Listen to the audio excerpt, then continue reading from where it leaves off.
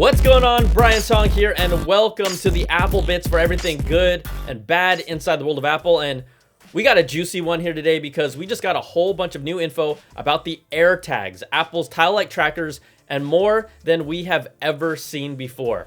Now, Apple leaker John Prosser, of course, he dropped another bomb conveniently right before the Apple event with the first renders of what's believed to be the AirTags based on actual video footage of the product that he received from his sources. So these are the renders from that footage, and look at how pretty they are. The AirTags are reportedly just a little bigger than a bottle cap because size matters. And first impressions, looking at them right away, really the restraint that Apple shows to make it just this minimal, clean white surface without their big Apple logo on the outside. This looks like a clean, futuristic tag, and I might even eat one thinking it's a Mentos. Now, the Apple logo will be on the back with its polished metal surface. The design is easily the slickest we've seen if you compare it to all the renders and concepts that we've seen before it, and then really any of the other tracking tags that are out there today. And here's the other catch.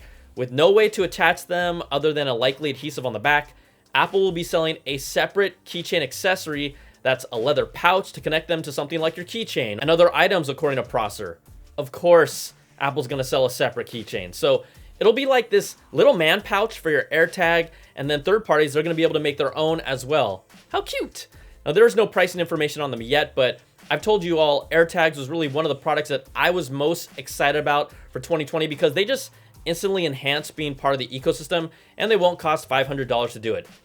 At least let's hope not. So let's just kind of get into the AirTags and the tech behind them for a little bit, because this is what makes them fascinating. We've known a lot about them for, I guess I would say, almost 2 years now, after we saw screenshots of the feature that were leaked in iOS, and then we've just been waiting for them to finally come out. Apple's own designed U1 chip that uses ultra-wideband technology is really the secret sauce to all this, and the U1 chip was first put in the iPhone 11. It was the first ever in a smartphone at the time and gives the iPhone spatial awareness. AirDrop instantly benefited from this in iOS 13.1 by precisely locating other U1 equipped Apple devices. Now, Apple's own website touted if you want to share a file with someone using AirDrop, just point your iPhone at theirs and they'll be first on the list. So if you ever try to AirDrop on an airplane, you get 3 random people called iPhone instead of that person right next to you. That shouldn't happen anymore. But I don't know about you all. I found that over the past year or so, AirDrop hasn't been as accurate and has had a harder time finding people, and sometimes just not showing them at all, specifically on iPhones. Maybe it could be part of growing pains with the U1 chip and software and then previous iPhones that don't have the U1 chip, but still the experience was a little less reliable. But the U1 chip is going to play an especially big role with Apple's AirTags and its future. Now, their tile-like location tags can be put on things like your keys, wallet, bags, or I guess your trendy man bags, even if we don't go out anymore. And for reals, I'm going to put one on my Apple remote because that thing gets lost for me all the freaking time. An ultra-wideband is a short-range, low-power radio technology that gives you precise indoor positioning that Bluetooth LE or Wi-Fi just can't. The distance between two UWB devices, that's just short for ultra-wideband, can be measured precisely by calculating the time it takes for a radio wave to pass between the devices, let's say an iPhone 11 and an AirTag. Now, UWB is up to 100 times more accurate than Bluetooth LE and Wi-Fi, according to Electronic Design. Just by the numbers, UWB signals are able to measure the distance between two items within a 5 to 10 centimeter accuracy. For Wi-Fi and Bluetooth, that number is roughly a 5-meter accuracy. So Apple's system will be extremely precise, 10 to 20 more times precise, and will be able to locate an item within 2 to 4 inches if an item has the U1 chip or an AirTag on them. Now, older devices will likely rely on Bluetooth LE to track them nearby, but they won't be as accurate. And then if you just add the power of Apple's ecosystem and its huge user base to potentially help you find lost devices with that level of accuracy, that's just a game changer. And it would ideally be an opt-in program, but let's say you lost an item and then other users could detect that item for you. With just the reach of Apple users everywhere, that is pretty dang powerful. And it just takes this tag tracking to find items to another level in a way that we have never seen before. Now, AirTags and the U1 chip, this is a huge innovation for the iPhone and will be really part of their future of their platform. I think people like my mom, hi mama, who are going to absolutely love this, will love this after I set it up all for her. And I guess shout out to all of you who are your family's tech support, especially during the holidays, because that is just so much fun. Now, I've used a tile on my keys and I don't have to use it often, but the few times that I did, it was invaluable. companies like Tile and Tracker, we really have to give them credit because they've built up this product space. But now Apple is coming in here, they're swooping in, they're differentiating themselves, not only with how the hardware looks, but the accuracy and the ecosystem. That makes it an instant winner for me. And again, I've been excited for these ever since they were announced.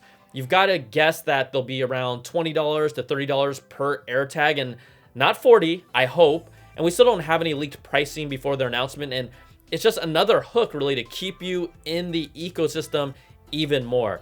Now, we could potentially see the AirTags announced alongside of the HomePod Mini at this event. Those are big maybes because they are ready to go, but we're just gonna have to wait and find out. So there you go, another crazy scoop, another John bomb by John Prosser, and our first look at the AirTags. And I know we pretty much covered everything you can expect to see at the Apple event, but here are the highlights and just a few new pieces of info right before then. Unless Apple pulls something crazy, we do not expect to see any iPhone 12 announcements on Tuesday. I know in the comments people said, iPhone 12, it's happening. I know it is.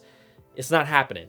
But we are expecting to see the all-new Apple Watch Series 6 with the same design, the same screen size options at 40 and 44 millimeters, and the addition of blood oxygen monitoring as its new health feature. There will be an updated Apple Watch Series 3 that rumors are now saying will bring the Series 4 design, but it won't include an always-on screen or ECG. So this would be like a lower-cost Apple Watch SE type product with this updated design, and then without some of those big features that most people won't even need. And if this happens, this one is going to be an absolute killer holiday product. And let's just say $199, who's not going to buy that?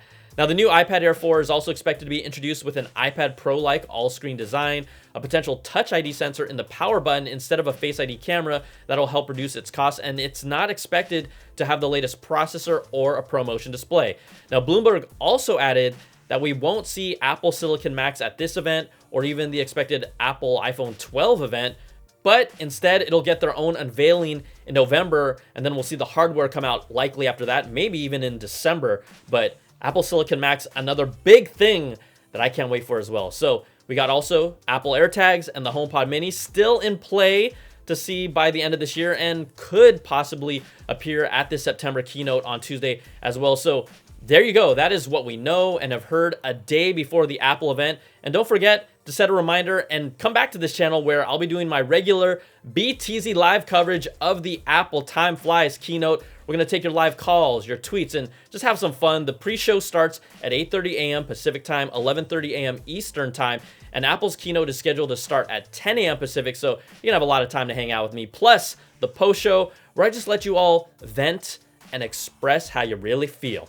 All right, if you like this video, give me that thumbs up, subs up, and hit that notification bell, ding, to get all my videos when they drop. And if you want to go even deeper with Apple, check out my Apple Bits XL audio podcast where we cover the latest stories and bring on special guests. Plus, I'd love your support. All my work is completely independent. You get early access to content, bonuses at different levels, and a completely ad-free version of my weekly podcast at patreon.com/Brian Tong. Thanks so much for watching, and get ready, buckle up. It's an Apple event week. I'm excited. I mean, how can you not be excited? This is going to get crazy. So take care, be safe, and we'll talk to you soon. Peace.